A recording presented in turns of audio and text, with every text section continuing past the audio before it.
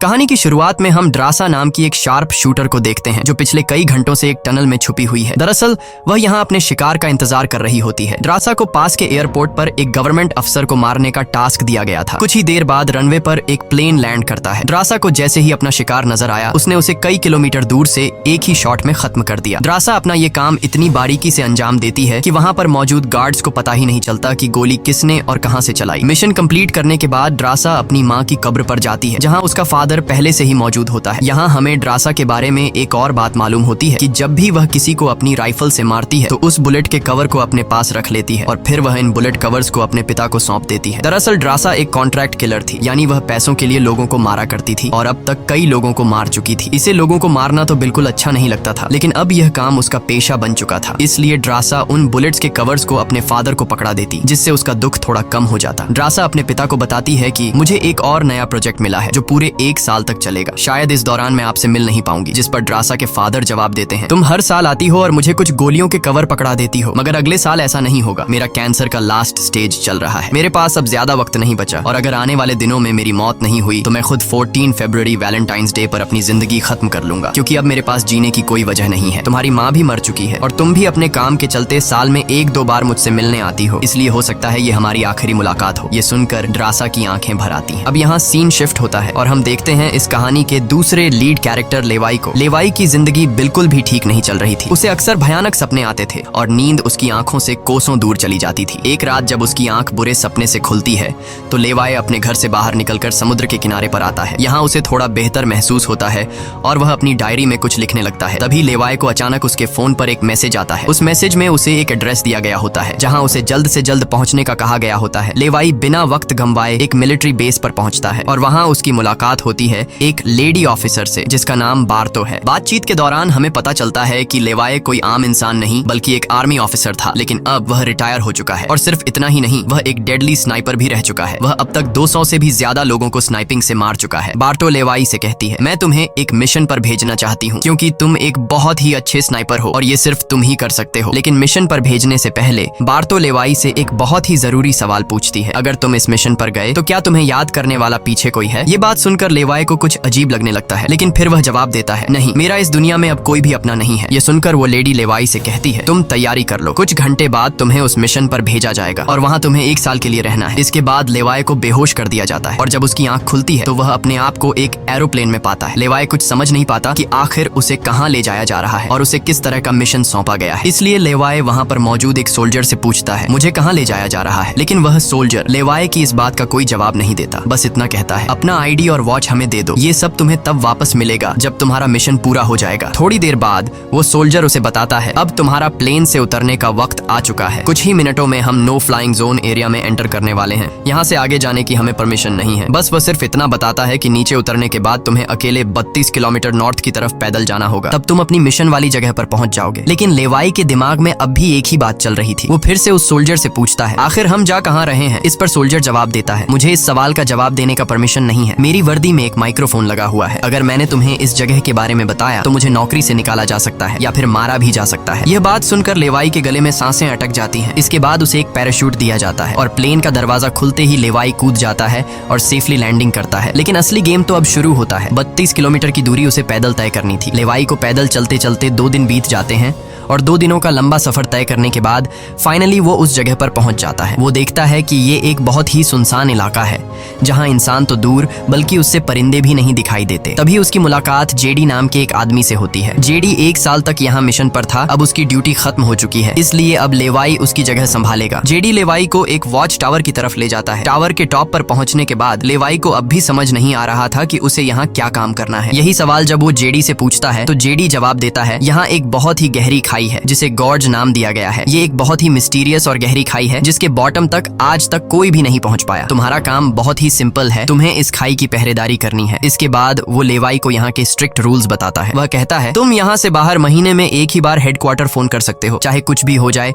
तुम बाहर की दुनिया से जुड़ने की उम्मीद मत रखना। ये टावर जिसे हम वेस्ट टावर कहते हैं, इसके ठीक सामने ईस्ट टावर है, वह रशिया का है। वहाँ भी एक गार्ड अपनी ड्यूटी निभा रहा है, लेकिन तुम दोनों के बीच कोई भी कॉन्टैक्ट अलाउ नहीं है। तुम्हें सिर्फ अपनी ड्यूटी पर ध्यान देना है। और हाँ, आने वाले खतरे के लिए हर वक्त तैयार रहना, क्योंकि यहाँ तुम पर किसी भी वक्त हमला किया जा सकता है। यहाँ ऑटोमेटिक गन्स और नीचे ढेर सारे लैंड माइन्स लगाए हुए हैं। अगर ऑटोमेटिक गन्स में गोलियां खत्म हो जाए तो उसे हमेशा रिलोड रखना, क्योंकि हमले के दौरान ऑटोमेटिक गन्स तुम्हारी बहुत काम आएगी। और आखिरी बात, अगर तुम्हें कभी भी यहाँ तेज सायरन की आवाज सुनाई देने लगे तो तुम बिना सोचे समझे यहाँ से भाग जाना। जेडी कहता है, मुझे भी नहीं पता कि ऐसा क्यों बोला गया है, लेकिन मुझे जो पिछले ड्यूटी वर्कर ने बताया था वही मैं तुम्हें बता रहा हूँ। लेवाई उसकी सारी बातें अच्छी तरह से सुन लेता है, पर उसका सवाल एक ही था। वह पूछता है, आखिर यहाँ ऐसा क्या है जिसके लिए इतनी स्ट्रिक्ट सिक्योरिटी लगाई गई है? तभी जेडी एक ग्रेनेड निकालता है और इस ग्रेनेड को उस गहरी खाई में फेंक देता है। ग्रेनेड जैसे ही खाई की गहराइयों में धमाका करता है, वहाँ से एक अजीब भयानक आवाज गूंजने लगती है। वो आवाज किसी इंसान की बिल्कुल भी नहीं थी, वो किसी ऐसी चीज की थी जो अंधेरे में छुपी थी। जेडी लेवाई की तरफ देखता है और कहता है, ये आवाज जो तुम सुन रहे हो ये उन क्रीचर्स की है जिन्हें हम होलोमैन कहते हैं। ये क्रीचर्स इस घड़े के अंदर रहते हैं और तुम्हारी यहाँ पर ड्यूटी ये है कि इस घड़े के अंदर से किसी भी क्रीचर को बाहर निकलने नहीं देना है। कहा जाता है कि 1940 में यूएस आर्मी के 2400 आर्मी सोल्जर्स को इस गड्ढे के अंदर भेजा गया था, ताकि यह सोल्जर्स उस गड्ढे के अंदर मौजूद सभी क्रीचर्स को खत्म कर सकें। लेकिन आज तक उनमें से एक भी जिंदा सोल्जर वापस लौट कर नहीं आया। और अब जेडी लेवाई को पूरी इंफॉर्मेशन हर एक चीज का बताकर घर वापस जाने की तैयारी करने लगा, क्योंकि उसने यहाँ 1 साल की ड्यूटी पूरी कर दी। अब लेवाई को यहाँ 1 साल तक ड्यूटी देनी थी। जेडी लेवाई को अलविदा कहकर यहाँ से निकल पड़ता है। वह बहुत खुश था क्योंकि 1 साल बाद वह घर जाने वाला था, लेकिन उसे पता नहीं था कि आगे उसके साथ कुछ ऐसा होने वाला है जिसके बारे में सोचने से भी डर लगता है। लोकेशन पर पहुंचने के बाद जेडी जैसे ही स्मोक करता है, तब एक हेलीकॉप्टर उसे लेने के लिए आता है। वह हेलीकॉप्टर उसके लिए रस्सी नीचे फेंकता है और जेडी इस रस्सी के जरिए ऊपर हेलीकॉप्टर में चढ़ने लगता है। हेलीकॉप्टर में बैठा एक सोल्जर पहले जेडी की आइडेंटिटी कंफर्म करता है। जेडी जब उसे अपनी पूरी इंफॉर्मेशन देता है तो हेलीकॉप्टर में बैठा वो सोल्जर पहले जेडी को शूट करता है और उसके बाद उसकी रस्सी काट कर उसे नीचे गिरा देता है। अब यहाँ एक बात तो साफ हो चुकी थी कि जो इस जगह आता है वो यहाँ से कभी लौट नहीं पाता। इसके बाद हमें अगले दिन का सीन दिखाया जाता है। लेवाई अपने काम को निभाने लगता है। सबसे पहले वो यहाँ की कुछ रिपोर्ट्स चेक करता है और जिन ऑटोमेटिक गन्स में गोलियां खत्म होती हैं उन्हें रीलोड करता है। इसी तरह से दिन गुजरते हैं और फिर 1 महीना। अब लेवाई को ये जगह बोरिंग फील होने लगी। वो सोचता है कि क्या 1 साल तक यहाँ बस अकेले ही रहना है, न किसी से बातचीत और न ही कोई एंटरटेनमेंट। इसीलिए टाइम पास करने के लिए वो अलमारी में रखी किताबें पढ़ने का सोचता है। जब वो अलमारी से किताबें निकालता है तो अचानक उसकी नजर अलमारी के पीछे की दीवार पर पड़ती है। उस दीवार पर कुछ नोट्स लिखे होते हैं। ये उन सभी लोगों के नोट्स थे जो इससे पहले इस टावर में अपनी ड्यूटी कर चुके थे। हर नोट में डर, अकेलापन और होलोमैन के खतरों का जिक्र था। एक दिन लेवाई को वेस्ट टावर से मशीन चलने की आवाज आती है। लेवाई जल्दी से अपने टेलीस्कोप से दूर से ईस्ट टावर को देखने की कोशिश करता है और तभी उसे एक लड़की दिखाई देती है। और ये लड़की कोई और नहीं बल्कि ड्रासा होती है, जो कि उसकी अच्छी स्नाइपिंग की वजह से उसे इस टावर पर ड्यूटी दे दी गई थी। ड्रासा की खूबसूरती देखते ही लेवाई की नजरें उस पर जम जाती हैं, लेकिन लेवाई उससे बात नहीं कर पाता क्योंकि ऐसा करना रूल्स की खिलाफ वर्जी थी और ड्रासा को भी वेस्ट टावर में बैठे लेवाई के बारे में पता चल चुका था। अब इसी तरह से दिन गुजरते हैं और ये दोनों सोचते हैं कि क्या हमें एक दूसरे से बात करनी चाहिए या नहीं। कुछ दिन बाद ड्रासा का जन्मदिन आता है। अकेलेपन में घिरी हुई ड्रासा को लगता है कि उसे किसी से बात करनी चाहिए। वो लेवाई से बात करने की कोशिश करती है। ड्रासा एक व्हाइट बोर्ड के जरिए लेवाई से पूछती है, तुम्हारा नाम क्या है? इस पर लेवाई को रूल्स याद आते हुए कहता है कि नाम बताना अलाउड नहीं है, लेकिन ड्रासा मुस्कुराते हुए अपना नाम बताती है, मेरा नाम ड्रासा है। लेवाई भी ज्यादा न सोचते हुए अपना नाम बता देता है। ड्रासा बताती है कि आज मेरा बर्थडे है और ड्रासा अपने बर्थडे को सेलिब्रेट करते हुए डांस करने लगती है। ड्रासा लेवाई से पूछती है, क्या तुम्हें डांस करना आता है? लेवाई बताता है, नहीं, मुझे डांस करना बिल्कुल भी नहीं आता। जिस पर ड्रासा पूछती है, तो फिर तुम्हें क्या करना आता है? लेवाई जवाब देते हुए बोर्ड पर लिखता है, मैं शूटिंग थोड़ी बहुत अच्छी कर लेता हूँ। यहाँ ड्रासा उसकी शूटिंग स्किल्स चेक करने के लिए अपने टावर पर एक छोटी सी बॉटल उसके सामने रख देती है और लेवाई अपने टारगेट को निशाने पर रखते हुए एक ही गोली में उस बॉटल को फोड़ देता है। अब यहाँ ड्रासा भी पीछे रहने वाली नहीं थी। वह भी अपनी शूटिंग स्किल्स को दिखाते हुए लेवाई के टावर में रखी एक छोटी सी बॉटल को बिल्कुल परफेक्ट शूट कर लेती है, जिससे लेवाई को पता चलता है कि ड्रासा कोई आम लड़की नहीं बल्कि वह एक डेडली स्नाइपर है। धीरे धीरे दोनों की बातचीत बढ़ने लगती है। ड्रासा और लेवाई एक दूसरे को समझने लगते हैं, लेकिन तभी जब ये दोनों बातचीत में मसरूफ होते हैं, ड्रासा की नजर अचानक नीचे गड्ढे की तरफ जाती है। वो देखती है कि नीचे से कुछ भयानक क्रीचर्स यानी होलोमैन तेजी से वेस्ट टावर की तरफ चढ़ रहे हैं। वह जल्दी से लेवाई को अलर्ट करती है, नीचे देखो, तुम्हारी तरफ कुछ क्रीचर्स बढ़ रहे हैं। लेवाई जैसे ही नीचे देखता है उसकी आंखें चौंक जाती हैं। नीचे सिर्फ 1 या 2 नहीं बल्कि हजारों क्रीचर्स ऊपर की ओर बढ़ रहे होते हैं। वो बिना वक्त गंवाए अपनी स्नाइपर राइफल उठाता है और एक एक करके क्रीचर्स को शूट करने लगता है, लेकिन क्रीचर्स की तादाद इतनी ज्यादा होती है कि लेवाई उन्हें अकेले संभाल नहीं पाता। इसलिए ट्रासा भी अपनी मशीन गन से गोलियां बरसाने लगती है। अब वेस्ट टावर यानी ट्रासा की तरफ भी क्रीचर्स बढ़ने लगे। ये दोनों अपनी अपनी साइड से इन क्रीचर्स को मारने लगते हैं, लेकिन तभी लेवाई देखता है कि एक क्रीचर ऊपर ड्रासा के टावर तक पहुंच चुका है और वह क्रीचर जैसे ही ड्रासा पर हमला करने वाला होता है तो लेवाई ईस्ट टावर से अपनी जबरदस्त स्नाइपिंग स्किल्स का इस्तेमाल करते हुए उस क्रीचर को मार गिराता है। अब लेवाई और ड्रासा दोनों को एहसास हो जाता है कि इस खतरनाक जगह में अगर जिंदा रहना है तो उन्हें मिलकर लड़ना होगा। सब कुछ संभालने के बाद ड्रासा बताती है, ये मेरी लाइफ का सबसे बेस्ट बर्थडे था। अगली सुबह लेवाई नीचे लगी लैंड माइंस को ठीक करता है और ऑटोमेटिक गन को रीलोड करता है। तभी अचानक खाई के अंदर से एक ड्रोन निकलता है। वो ड्रोन कुछ सेकंड्स तक लेवाई की तरफ देखता है। ड्रोन अजीब तरीके से स्कैन करता है। ये देखकर लेवाई हैरान रह जाता है और उसे कुछ समझ नहीं आता कि ये ड्रोन क्यों और किसके लिए भेजा गया था। इस तरह से दिन गुजरते हैं और फिर महीने। इन दोनों की आपस में दोस्ती होने के बाद अब उनके दिन अच्छे गुजर रहे थे और अब उन्हें अकेलापन बिल्कुल भी महसूस नहीं होता था। पर एक दिन ड्रासा बहुत ज्यादा सैड होती है क्योंकि आज 14 फेब था और उसे याद आता है कि उसके फादर ने कहा था कि अगर कैंसर की वजह से आने वाले कुछ दिनों में नहीं मरा तो वो 14 फेब के दिन खुद को मार देगा। और यहाँ ड्रासा बोर्ड पर लिखकर लेवाई को बताती है, आज मैं खुद को बहुत ही अकेली महसूस कर रही हूँ। अगर आज मेरे पास कोई होता तो बहुत अच्छा होता। लेवाई को भी पहले ही दिन से ड्रासा से मिलने का मन था और आज वह खुद को रोक नहीं पाता। वो ड्रासा के पास जाने का प्लान बना लेता है। वह एक रॉकेट लॉन्चर के जरिए ईस्ट टावर तक पहुंचने का जुगाड़ कर लेता है। अगली सुबह वो रॉकेट लॉन्चर का इस्तेमाल करके एक मजबूत रस्सी को ड्रासा की तरफ फेंकता है, जिसके बाद ड्रासा टावर के बाहर आती है और वो रस्सी को मजबूती से एक पेड़ के साथ बांध देती है ताकि लेवाई रस्सी के जरिए लटक कर ईस्ट टावर तक पहुंच जाए। लेवाई बिना देर किए उस रस्सी के सहारे ईस्ट टावर की ओर बढ़ने लगता है, लेकिन बीच में वो अटक जाता है क्योंकि आगे रस्सी की ढलान खत्म हो चुकी थी। इसलिए अब लेवाई हाथों की मदद से आगे बढ़ने लगता है और करीब आधा घंटा हाथों की मदद से सफर करने के बाद वो ड्रासा के टावर तक पहुंच जाता है। ड्रासा उसे वेलकम करती है और कहती है, तुमसे बहुत ही गंदी पसीने की बू आ रही है, इसलिए पहले तुम नहा लो, फिर मैं तुमसे मिलूंगी। लेवाई को ये सुनकर हंसी आ जाती है। वह कुछ कहता नहीं, बस सिर हिलाकर मान जाता है। ड्रासा यहाँ पर शरारत करते हुए उसके कपड़े दूर जाकर छिपा लेती है और सीसीटीवी कैमरा के जरिए लेवाई को देख रही होती है, जो टावर में मौजूद शावर में नहा रहा होता है। उसके बाद लेवाई और ड्रासा एक साथ बैठकर काफी देर तक बातें करते हैं। ड्रासा उससे अपनी पूरी स्टोरी बताती है और बताती है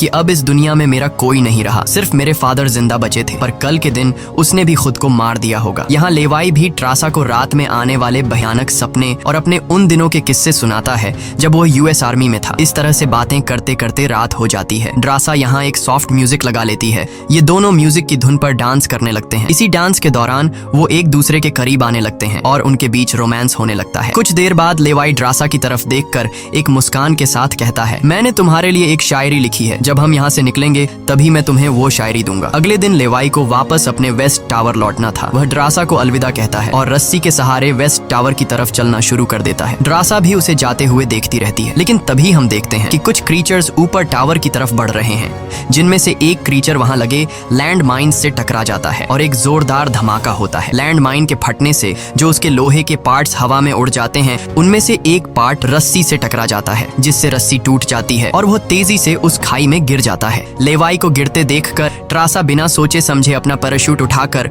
वह भी उस खाई में कूद जाती है। खाई की गहराई में गिरने के बाद ड्रासा पानी की तेज बहाव वाली नदी में बहने लगती है। वह किसी तरह करके नदी से बाहर निकलकर किनारे तक पहुंच जाती है। दूसरी तरफ लेवाई की किस्मत अच्छी होती है कि वो एक बड़े से पेड़ पर गिरकर लटक चुका था। इतनी ऊंचाई से गिरने के बाद उसे चोटें तो काफी सारी आ जाती हैं, पर उसकी जान बच जाती है। जैसे ही उसकी आंखें खुलती हैं, वो देखता है कि एक बड़ा कीड़ा उस पर हमला करने के लिए बढ़ रहा है। वो खुद को बचाने की कोशिश करता है, पर तभी पेड़ की लकड़ी टूट जाती है और लेवाई नीचे पेड़ की जड़ों पर गिर जाता है। नीचे गिरते ही पेड़ की जड़ों ने उसे अपनी गिरफ्त में लेने लगती है और लेवाई को जकड़ लेती है। उससे पहले कि ये जड़ें लेवाई को मार देती, वहाँ ड्रासा पहुंच जाती है। वो जल्दी से चाकू निकालकर इन जड़ों को काटने लग जाती है, जिससे लेवाई आजाद हो जाता है। इसके बाद लेवाई और ड्रासा चारों ओर देखने लगते हैं। हर तरफ सन्नाटा और डर का माहौल छाया होता है। तभी अचानक पेड़ों की आड़ से कुछ क्रीचर्स निकलकर उन पर हमला कर देते हैं। यहाँ उनके बीच एक बड़ी फाइट होने लगती है। लेवाई अपनी बंदूक संभालता है और पहली गोली सीधे एक क्रीचर के सर में मारता है। एक के बाद एक दोनों ने मिलकर दोनों क्रीचर्स को खत्म कर दिया। यहाँ लेवाई की नजर क्रीचर की डेड बॉडी पर पड़ती है। वह देखता है कि क्रीचर ने वही आर्मी वर्दी पहन रखी थी जो किसी जमाने में अमेरिकन सोल्जर्स की होती थी। ये देखकर लेवाई के रोंगटे खड़े हो जाते हैं। तभी उसे जेडी की वो बातें याद आती हैं, जब उन्होंने बताया था कि 1940 में 2400 सोल्जर्स के एक बड़े ग्रुप को इस खाई में भेजा गया था और वो सैनिक कभी वापस नहीं लौटे थे। उसके बाद लेवाई और ड्रासा एक अजीब भयानक सी जगह पर पहुंच जाते हैं। यहाँ का मंजर किसी बुरे सपने जैसा था। हर तरफ इंसानों के सड़े गले शरीर पड़े थे और सबसे अजीब बात यह थी कि इन शरीरों के अंदर से पेड़ पौधे उग आए थे। ऐसा लग लग रहा था जैसे कोई जानलेवा वायरस ने इस जगह को अपनी गिरफ्त में ले लिया हो। तभी अचानक पेड़ों के बीच से कुछ हलचल होती है। लेवाई और ट्रासा समझ जाते हैं कि क्रीचर्स एक बार फिर उनका पीछा कर रहे हैं। डर के मारे यह दोनों तेजी से भागने लगते हैं और एक टूटी फूटी चर्च में घुस जाते हैं। दरवाजा बंद करने के बाद सामने उन्हें एक अजीब सा नजारा दिखता है। हर तरफ इंसानों की लाशें पड़ी हुई थी। उनकी हालत देखकर ऐसा लग रहा था जैसे उन्होंने खुद अपनी जान ले ली हो ताकि इस वायरस से बच सकें। अचानक एक बड़ी मकड़ी ट्रासा के ऊपर कूद पड़ती है और ढेर सारी और भी मकड़ियां निकल आती हैं। ये मकड़ियां साइज में काफी बड़ी होती हैं। जैसे ही स्पाइडर उन पर हमला करता है, लेवाई और ट्रासा मिलकर उसे खत्म कर देते हैं। दूसरी तरफ चर्च का दरवाजा वो क्रीचर तोड़कर अंदर आ जाते हैं। लेवाई और ट्रासा अपनी जान बचाने के लिए उन पर फायरिंग शुरू कर देते हैं और जैसे तैसे करके उनसे अपनी जान छुड़ाकर चर्च से बाहर निकल आते हैं। तभी लेवाई की नजर सामने पहाड़ में बनी एक पुरानी सुरंग पर पड़ती है। वह दोनों फौरन उस सुरंग के अंदर घुस जाते हैं। अंदर जाकर उन्हें पता लगता है कि असल में यह एक पुरानी लैब है। यहाँ हर जगह टूटी फूटी कांच, मशीन्स और पुराने जंग लगे हुए कंटेनर्स पड़े थे। यहाँ लेवाई को एक पुराना डीवीडी कैसेट मिलता है। लेवाई डीवीडी को प्ले करता है और स्क्रीन पर एक लड़की नजर आती है। वह लड़की कहती है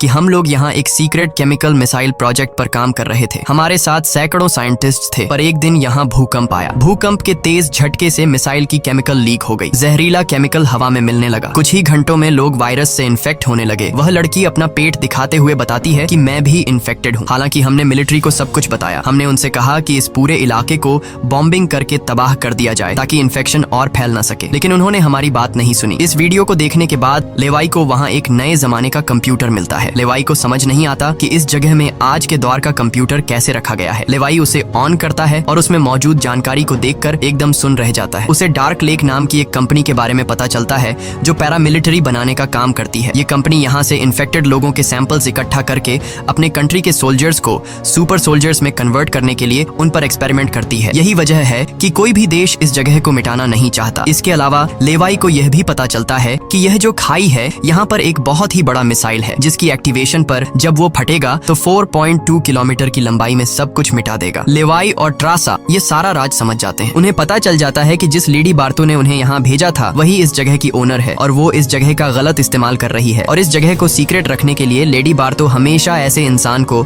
यहाँ पर ड्यूटी के लिए चुनती थी जिसका पीछे कोई पूछने वाला नहीं हो, और उस इंसान को यहाँ साल भर ड्यूटी करने के बाद मार दिया जाता, जिस तरह से जेडी को मार दिया गया था ताकि वो बाहर आकर दुनिया को इस जगह के बारे में नहीं बता सके। ये सब जानने के बाद जैसे ही ये दोनों वहाँ से निकलते हैं तभी एक घुड़सवार क्रीचर ट्रासा को रस्सी से जकड़कर अपने साथ ले जाता है। लेवाई ट्रासा की तलाश में यहाँ वहाँ भटकता है लेकिन उसे ट्रासा कहीं दिखाई नहीं दे रही थी। तभी लेवाई एक ऐसी जगह पर पहुँचता है जहाँ एक बड़ी मिसाइल रखी हुई थी। ये वही मिसाइल थी जिसके बारे में डार्क लेक कंपनी के कंप्यूटर से लेवाई को जानकारी मिली थी। लेवाई को सब कुछ साफ समझ आ चुका था। असल में वॉच टावर में पहले रह चुके लोग जब यह कहते थे कि अगर सायरन की आवाज सुनाई दे तो जितनी जल्दी हो सके यहाँ से भाग जाना चाहिए, वो दरअसल इस मिसाइल की ही बात कर रहे थे। दूसरी तरफ ट्रासा अब उस क्रीचर के कब्जे में थी। ट्रासा खुद को छुड़ाने की कोशिश करती है और जैसे तैसे करके वो खुद को छुड़ा लेती है। आजाद होते ही ट्रासा और क्रीचर के बीच फाइट छिड़ जाती है। लेवाई भी ट्रासा को ढूंढते ढूंढते वहाँ पहुंच जाता है और वह भी फौरन क्रीचर पर हमला कर देता है और ये दोनों मिलकर उसे आग लगाकर जला देते हैं। और अब बारी आती है इन लोगों की यहाँ से निकलने की,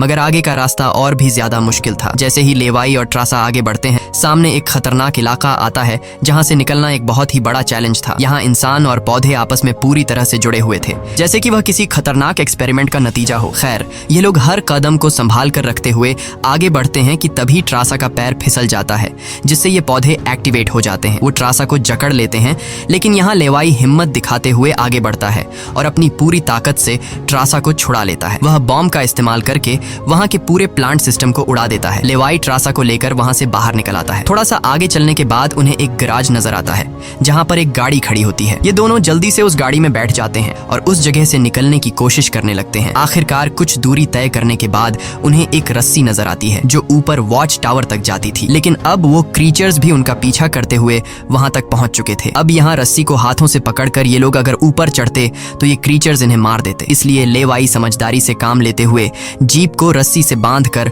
ऊपर चढ़ने लगते हैं। ये लोग जीप को इसलिए रस्सी से बांध लेते हैं ताकि ये दोनों जीप में बैठकर उनके हाथ क्रीचर्स के साथ लड़ने के लिए फ्री हों। वो क्रीचर्स उन पर हमला करते हैं और यहाँ उनके बीच एक बड़ी फाइट होती है, लेकिन वो क्रीचर्स तादाद में काफी ज्यादा थे इसलिए वो इन पर भारी पड़ रहे थे। यहाँ लेवाई के दिमाग में एक आइडिया आता है। वह जीप की पेट्रोल टैंक इन क्रीचर्स पर लीक कर देता है जिससे निकलने वाले तेल को आग लगाकर उन सभी क्रीचर्स को जला देता है और आखिर में ये लोग उस जीप की रस्सी काट कर उसे नीचे छोड़ देते हैं जिससे वो सभी क्रीचर्स मारे जाते हैं। इस तरह से ये लोग फाइनली ऊपर चढ़ने में कामयाब हो जाते हैं। अब इन दोनों को पता चल चुका था कि अगर ये दोनों यहाँ साल भर ड्यूटी कर भी लें तब भी आखिर में इन दोनों को मार दिया जाएगा। इसलिए अब ये दोनों एक बड़ा फैसला करते हैं कि अब वो इस जगह की रक्षा नहीं करेंगे बल्कि इस जगह को तबाह कर देंगे ताकि इनकी तरह कोई दूसरा सोल्जर यहाँ पर न फंस सके और इस जगह का गलत इस्तेमाल बंद हो जाए। ये सब करने के बाद ये दोनों यहाँ से दूर जाकर एक नई जिंदगी की शुरुआत करेंगे। यहाँ ट्रासा कहती है, मेरे पास फ्रांस में छुपने के लिए एक जगह है, हम वहाँ जाकर शादी करेंगे और आगे की जिंदगी वहीं पर बिताएंगे। लेवाई ट्रासा की बात मान जाता है और अब वह कहता है, मुझे वापस अपने टावर पर जाना होगा। मैं वहाँ जाकर टावर में एक बॉम्ब फिट करूंगा और साथ ही इस मिसाइल को भी एक्टिवेट कर दूंगा जिससे यह पूरी जगह तबाह हो जाएगी। जिसके बाद लेवाई रस्सी की मदद से अपने टावर तक पहुंच जाता है। इस बीच लेडी बार्तो लेवाई से कांटेक्ट करती है और सवाल करती है, क्या तुम इस गड्ढे के अंदर गए थे क्योंकि किसी ने हमारे कंप्यूटर को ऑन किया है। लेवाई यहाँ पर झूठ बोलकर बताता है, नहीं मैं वहाँ नहीं गया था। लेकिन बार्तो जानती है कि लेवाई झूठ बोल रहा है। उन्होंने सिक्योरिटी कैमरास में सब कुछ देख लिया था कि लेवाई और ट्रासा दोनों गड्ढे के अंदर गए थे। फिर भी